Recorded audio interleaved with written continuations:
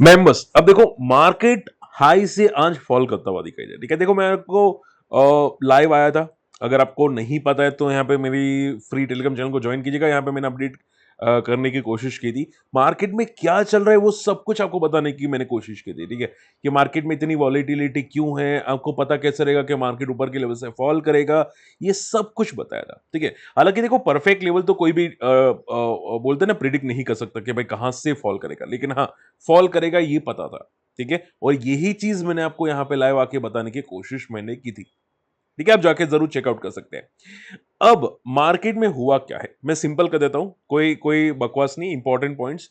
Market सिर्फ और सिर्फ साइडवेज रह रहा है बिफोर द फेड की पॉलिसी, ठीक है। फेड की पॉलिसी है, उसके पहले थोड़ा सा साइडवेज रह रहा है, ठीक है। आप देखो डाउ फ्यूचर्स उल्टा 350 पॉइंट ऊपर है, लेकिन उसको देखना मत, ठीक है, क्योंकि Fed policy I think as per I know आज लेट नाइट को आने वाली है, तो जो भी होगा वो आपको लेट नाइट पता चल जाएगा, ठीक है। आपको अगर मान लो गिफ्ट निफ्टी ऊपर दिखाई दे रहे तो उसको अभी मत देखना, 12:30 बजे के बाद देखना, या 1 डेढ़ के बजे के बाद देखना, ठीक है। तो मार्केट में अभी प्रॉफिट बुकिंग आ रही है, बस अभी समझो मार्केट साइडवेज रहने की कोशिश कर रहा है before the Fed policy, okay. और अगर पूछे सर फेड पॉलिसी में क्या एक्सपेक्टेशंस है, तो नो रेट कट, क्या कोई भी रेट कट पॉसिबल नहीं है ऐसा एक्सपेक्टेशंस है। कमेंट्री क्या देगा वो इंपॉर्टेंट होगा, अगर मान लो रेट कट हो जाता है तो काफी बड़ा पॉजिटिव ट्रिगर हो सकता है, और इंडियन मार्केट के लिए भी पॉजिटिव ट्रिगर हो सकता है, ठीक है। अब देखो एफआई की आज खरीदारी है, डेफिनेटली पॉजिटिव। तो देखो मैंने आपको बता दिया कि भाई मार्केट साइडवेज है, एंड देखो ग्लोबल मार्केट में न्यूज तो आती रहती है कि भाई मिडिल ईस्ट टेंशन है। अभी मैंने कुछ न्यूज सुनी थी कि भाई इजराइल ईरान की वार बहुत ज्यादा इंटेंसिफाई होती हुई दिखाई दी है, ठीक है। तो वो चलता रहता है, ठीक है। अभी तो कोई ज्यादा हमको इम्पैक्ट नहीं करेगा और पैनिक करने की जरूरत नहीं है, ठीक है। एंड हाँ देखो आज टाटा मोटर्स का मेरा वीडियो आ चुका होगा, अगर नहीं देखा जाके देखेगा। डिटेल केस स्टडी मैंने यहाँ पे बनाई है आप लोगों के लिए, जो बहुत काम आने वाली है, ठीक है। बहुत डिटेल केस स्टडी है, ठीक है। आपको जो भी क्वेरीज है उसमें शॉर्ट आउट हो जाएगी, ओके। जैसे कि देख सकते हैं यूएस मार्केट थोड़ा सा गैप अप है, यूएस फीचर्स देखते हैं यहाँ पे क्या होता है। हम लोग पार्ट 2 लाएंगे उसमें डिस्कस करेंगे। रिलायंस इंफ्रा, अब देखो आज Reliance group, Reliance power and Reliance infra दोनों अपर सर्किट के पास थे, ठीक है। अपर सर्किट आई थिंक लगा दिए थी। अब रिलायंस इंफ्रा ने क्यों लगाई थी, क्योंकि इसको बहुत तगड़ा ऑर्डर मिला था फैल्कन जेट बनाने का। ये बहुत बड़ा पॉजिटिव चीज है कि फैल्कन जेट बनाने का ऑर्डर मिला है, ये जो बहुत पॉजिटिव है। अराउंड 2027 में ये डिलीवर करने वाले हैं, ठीक है। ऐसी न्यूज आती हुई दिखाई दी और उसकी वजह से स्टॉक में सर्किट लगती हुई दिखाई दी। अब देखो स्टॉक में सर्किट आई है, ये बहुत बड़ा पॉजिटिव सिग्नल है, ठीक है। लेकिन देखो स्टॉक बी ई सेगमेंट में, क्या है, बी ई सेगमेंट में है, ठीक है। तो ये मोमेंटम टेम्पररी मोमेंटम ही समझो, ठीक है। जैसे कि मैंने आपको बताया था कि जनरली बी सेगमेंट में स्टॉक फॉल करते हैं, और आप देखोगे Reliance power from the top से कितना फॉल हुआ था, अप्रोक्सीमेटली 72 का हाई एंड 62 का लो, उतना यहाँ पे कंपनी ने बनाने की कोशिश की थी, ठीक है। तो क्या क्या सस्टेन करेगा कि नहीं, अगर मुझे मुझे पूछे कि सर क्या ये फेक पुल बैक है, तो मैं आपको आंसर करूंगा अभी कह नहीं सकते, ठीक है। अभी कह नहीं सकते। आपको अगर क्लियर आइडिया चाहिए ना, तो कम से कम 2-3 दिन का वेट करना पड़ेगा, ठीक है। और ये जो अभी लो बनाया था ना, अभी रिलायंस पावर ने आज के दिन के अंदर जो लो बनाए, अगर ये टूटता है तो यस ये फेक पुल बैक था, और अगर आने वाले 3 दिन के अंदर ये साइडवेज हो जाते हैं और वापस नया हाई मारता है, तो फिर ये भी समझो ये परफेक्ट पुल बैक है, जो और ऊपर जाने की कोशिश करने वाला है, इवन रिलायंस इंफ्रा भी, ठीक है। तो इन शॉर्ट में 2-3 दिन का वेट करो, आपको क्लियर आइडिया मिल जाएगा। हालांकि मैंने भी मैं सोच रहा था कि आज मैं भी स्विंग ट्रेड कर लूं, लेकिन मैंने रिस्क नहीं ली, क्योंकि एक तो फेड पॉलिसी है, प्लस ये टेम्पररी पुलबैक मुझे लग रहा था, ठीक है। तो मैंने भी कुछ किया नहीं, ठीक है, वरना मैं भी कुछ कर लेता, ठीक है। तो ये टेम्पररी पुलबैक है, आप बस उतना समझो, ठीक है। तो न्यूज काफी अच्छी है, ये देखो कंपनी खराब नहीं है, वापस बोलूंगा, कंपनी टर्न अराउंड हो रही है, Reliance power Reliance infra turn around हो रही है, ठीक है। मैंने ऑलरेडी केस स्टडी बनाया था, कंपनी खराब नहीं है। प्रॉब्लम क्या है कि स्टॉक में जो वॉल्यूम्स आते हैं ना वो कम हो जाते हैं। मैं हमेशा बोलता हूं कि बड़े प्लेयर स्टॉक को भगाते हैं, अगर आप लोगों को याद है तो, ठीक है। तो वॉल्यूम्स इसकी वजह से कम हो जाते हैं जब ये स्टॉक बीई सेगमेंट में आता है, ठीक है। तो जैसे निकलेगा तो ये पॉजिटिव हो जाएगा, प्लस अगर मान लो यहाँ पे बड़े प्लेयर्स कभी कभी क्या होता है कि बहुत ज्यादा एक्टिव हो जाते हैं इवन बी सेगमेंट में, तो क्या ये रिलायंस पावर के अंदर होगा कि नहीं वो देखना पड़ेगा, ठीक है। चलिए, वेदांता, वेदांता ने यहाँ पे स्टेक सेल किया है और ये हिंदुस्तान जिंक के अंदर किया, उसके बाद स्टॉक फॉल करता हुआ दिखाई दिया हिंदुस्तान जिंक के अंदर, ठीक है। देखो हिंदुस्तान जिंक के अंदर आज स्टेक सेल हुआ, लेकिन मैंने ब्लॉक डील में कोई डेटा दिखा नहीं, ठीक है। तो ये बहुत बड़ा फॉल था, ठीक है, एंड स्टॉक काफी पिटा हुआ है। एंड काफी लोगों ने मुझे पूछा था कि सर ये क्या अभी इसको रडार पे रखा जा सकता है कि नहीं। देखो कहना मुश्किल है, ठीक है, बस एक चीज पॉजिटिव के स्टॉक का डिविडेंड 6.5% का है, 6.5% का कंपनी डिविडेंड देती है, ठीक है, और अभी सपोर्ट के आसपास है, ठीक है। तो हाँ, फंडामेंटली दम है और चीजें पॉजिटिव हैं, तो हो सकता है यहाँ से वो रिकवर कर जाए, लेकिन टाइम लेके रिकवर करेगा। और डिविडेंड भी काफी अच्छा है, 6.5%, यानी कि साल भर का 6.5%, बहुत अच्छी बात होती है, ठीक है, कोई कंपनी के लिए बहुत अच्छी बात है। तो हो सकता है यहाँ पे सपोर्ट लेके बाउंस करे, लेकिन टाइम लेगा। बीएससी, अब देखो आज बीएससी गैप डाउन ओपन हुआ था, ठीक है, एंड गैप डाउन ओपन होने के बाद पूरा का पूरा रिकवर हो चुका था, ठीक है। अब ये गैप डाउन ओपन क्यों हुआ? अब सर आप बोले कि सर आपने तो ये बोला था कि बीएससी के लिए तो पॉजिटिव हुआ ना।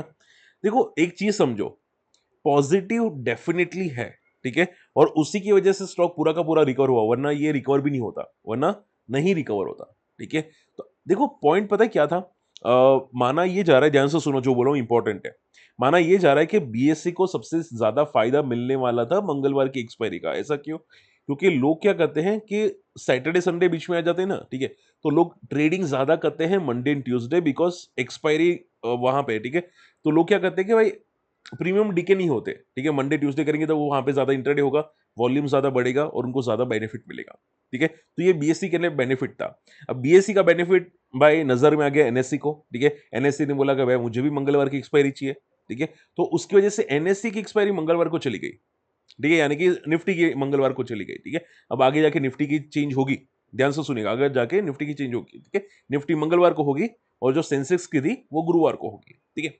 तो अब हुआ क्या कि सेबी ने ये बोला कि भाई जो सेंसेक्स की एक्सपायरी है, यानी कि बीएससी रिलेटेड जितनी भी एक्सपायरी है वो गुरुवार को होगी, ठीक है। तो ये जो चेंजेस हुए हैं वो डेफिनेटली पॉजिटिव हुए हैं बीएससी के लिए, ठीक है, लेकिन वॉल्यूम्स कम तो भी हो जाएंगे, माना ये जा रहा है वॉल्यूम्स कम हो जाएंगे, जो ट्रेडिंग होगा सेंसेक्स के अंदर उसके अंदर वॉल्यूम कम हो जाएंगे, तो इसकी वजह से इनका थोड़ा प्रॉफिट कम हो जाएगा और उसी की वजह से इनकी रेटिंग को डाउनग्रेड थोड़ा बहुत किया गया, ठीक है। तो ये जो आपको थोड़ा गैप डाउन दिखाई दिया बस उसी की वजह से था, ठीक है। बट ये जैसे कि मैंने बोला ये टेम्पररी चीजें थी, कोई पैनिक का सिचुएशन नहीं है और ये चीजें टेम्पररी होती हुई दिखाई दी है, ठीक है। और ये जो इंप्लीमेंट होता हुआ दिखाई दे सकता है 1 सितंबर को इंप्लीमेंट होता हुआ दिखाई दे सकता है।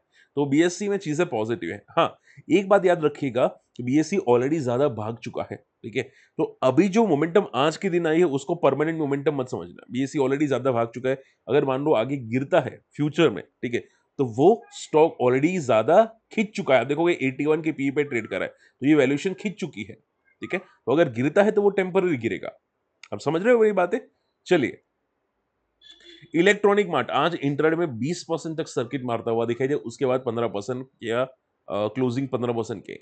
मुझे काफी लोगों ने पूछा था सर मैं बीटीएसटी कर सकता हूं, तो भाई हमेशा याद रखो हर स्टॉक स्टारलाइट टेक नहीं होता कि 20% की सर्किट में क्लोजिंग दे, नेक्स्ट डे को भी गैप अप ओपन हो, ठीक है, हर स्टॉक ऐसा नहीं होते।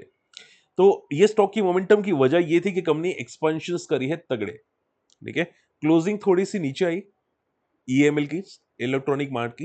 एंड देखो मैं अगर वन शॉट में आंसर करूं तो इट्स मोमेंटम इज पॉजिटिव, ठीक है, मोमेंटम पॉजिटिव। अब ये समझो बॉटम आउट हो चुका है टेक्निकल चार्ट्स पे। हमेशा याद रखो कि स्टॉक्स में अगर ऐसे कोई स्टॉक होते हैं ना जो 200-300 वाले होते हैं या उससे नीचे की प्राइस पे होते हैं, तो वो लोग बॉटम आउट करने के लिए क्या करते हैं पता है? ऐसे ऐसे सर्किट मारने की कोशिश करते हैं, ठीक है। इसका मीनिंग नहीं कि भाई वो ऊपर ही जाता रहेगा, इसका मीनिंग ये हुआ कि वापस ये लो टेस्ट जनरली नहीं होगा, ठीक है, ये लो टेस्ट नहीं होगा। तो इन शॉर्ट में इलेक्ट्रॉनिक मार्ट्स की जो मोमेंटम है वो पॉजिटिव है, ये बॉटम आउट हो चुका है और प्लस इसकी जो सेल्स आ रही है, ठीक है, आप बोल सकते हैं कंपनी का ग्रोथ बहुत सॉलिड है, बहुत बहुत अच्छा ग्रोथ है। जो कंपनी एक्सपेंशन करी है, ये अगला इलेक्ट्रॉनिक मार्ट, माफ कीजिएगा, विशाल मेगा मार्ट बन सकता है, ठीक है।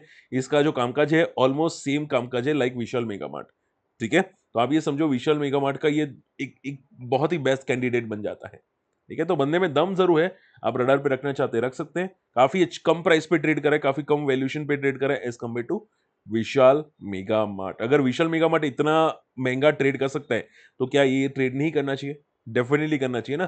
तो उसी की वजह से आप देखोगे भाई इलेक्ट्रॉनिक मार्ट आपको भागता हुआ दिखाई दिया, ठीक है। तो ये चीज है पॉजिटिव इलेक्ट्रॉनिक मार्ट के लिए, इसकी सेल्स अच्छी है, इसकी रेवेन्यू अच्छी है, इसकी बैलेंस शीट बहुत अच्छी है और ये ग्रो करता हुआ आपको जरूर दिखाई दे सकता है, ठीक है। आई होप ये चीजें समझ में आ रही है आप लोगों के। तो ये हालांकि कल क्या होगा वो नहीं मैं बता सकता क्योंकि फेड की पॉलिसी है, तो कल क्या गैप अप ओपन होगा कि नहीं कहना मुश्किल है, ठीक है। हाँ लेकिन बॉटम आउट हो चुका है तो शायद पैनिक कम होगा आप लोगों का। ओके, मोबीक्विक आज 9% फॉल करता हुआ दिखाई दिया क्योंकि लॉक इन पीरियड खत्म हो चुका है, 8 से 9%। ठीक है, शेयर होल्डर का लॉक इन पीरियड खत्म हो चुका है और पूरे मार्केट रिकवर कर चुका है। आप देखोगे Nifty from the lower level से काफी रिकवर कर गया है, लेकिन मोबीक्विक रिकवर नहीं किया है। ठीक है, आप देखोगे मोबीक्विक लोअर लेवल के आसपास ही ट्रेड करता हुआ दिखाई दिया और अभी और नीचे जा रहा है।